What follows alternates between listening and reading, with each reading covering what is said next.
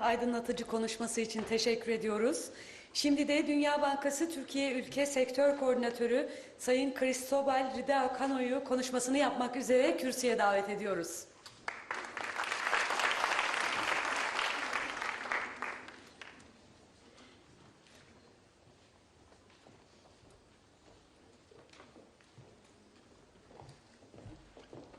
Good afternoon. My name is Cristobal Ridao. I come from the World Bank. Dear Minister Fatma Shaheen, dear President Umran Hinan, dear representatives from the government, academia, NGO, civil society in general, I would like to start by thanking the Ministry and Koç University for organizing this very important event, the Conference on Social Policies in Turkey. And I have been here in the morning, not for the entire morning, but I have greatly enjoyed the presentations and discussions so far. It is my great pleasure to be here today addressing you in this very beautiful venue of Koç University, which I have never been to, despite the humidity, which I don't mind because I come from the Mediterranean coast of Spain. Let me just provide a few remarks. Turkey is not generally, sometimes not given good credit for what it has achieved in the last 10 years. So I'm just going to start with the good part and then highlight some challenges. The first, good point is that Turkey's rapid economic growth in the last 10 years is one of the success stories of the global economy. Turkey today is the 10th largest economy, and with per capita income exceeding $10,000. It was hard hit by the crisis, but it rebounded, it recovered pretty fast and pretty strongly. And in 2012, it's still growing at a lower pace, but it's still growing despite the uncertainties in the Eurozone. So that's on the growth part. And obviously, people are saying, well, the social welfare part is always lagging behind economic growth. Well, I think that both rapid economic growth, but also some sound social policies that actually led to some impressive gains in social outcomes. One is, for instance, according to TÜİK estimates, is the reduction in poverty rates. So poverty decreased from around 27% in 2003, 28% to 17% in 2008. That's an impressive change. You may disagree exactly on the numbers, but I'm sure that poverty has decreased dramatically. Other changes in other dimensions of well-being and other indicators of well-being. Turkey has virtually achieved the Millennium Development Goals on maternal mortality, infant mortality, as well as universal primary education. Interestingly, this expansion of enrollment in primary and secondary education has been achieved at the same time that, according to PISA scores, these are scores international that measure student achievement for OECD countries. Well, according to PISA scores, which measure student learning for 15-year-olds, Turkey has been one of the great achievers in terms of proportional increase in these PISA scores. And again, this has been achieved at the same time that the system has expanded in terms of enrollment in primary and secondary. And now comes sort of the challenges. With all good news comes some remaining challenges. The first one is obviously the poverty is still an issue.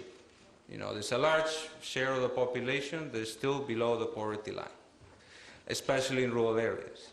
And this calls, as has been mentioned, for effective social assistance to address the immediate needs of the poor. Good initiatives such as the income support program that the government is considering. But also something that is being talked about. Social assistance shouldn't be just about charity. It should be about reintegrating the poor into society.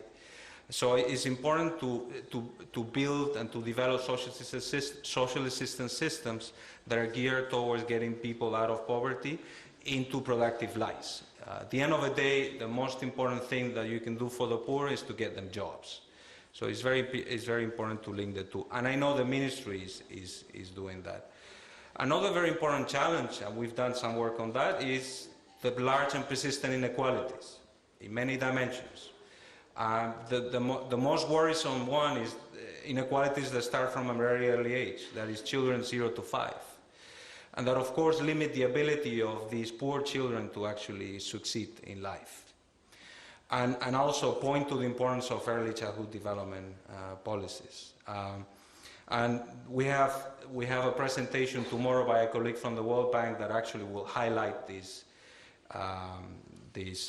fact. This is based on the work that we have done in the past on early childhood development, equality of opportunities, and early childhood education. And of course, these early inequalities also are sort of reinforced through the school-age years, unfortunately, resulting in significant difference in PISA scores by whether you come from a rich background or a poor background.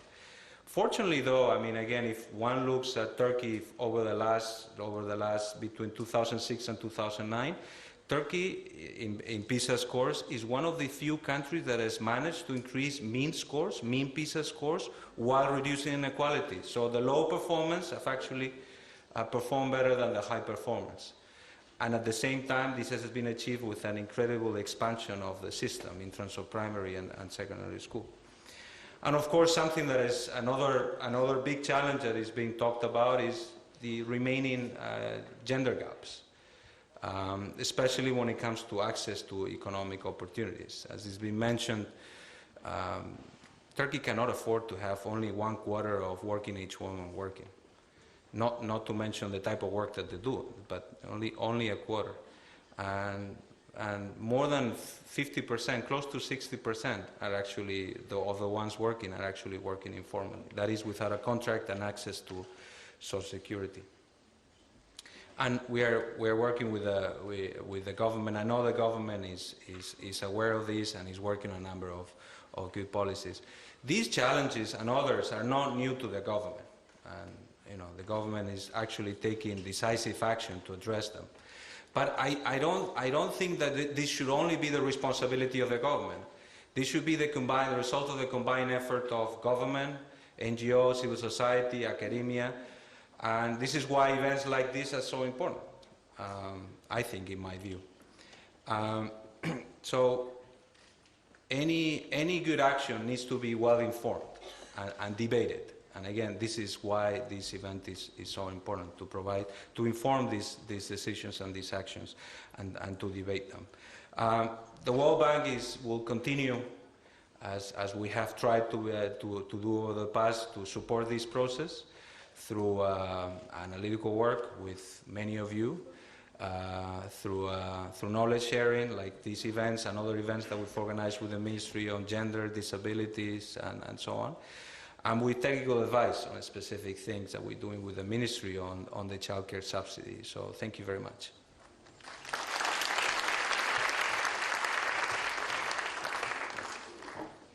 Sayın Ridao-Cano'ya teşekkürlerimizi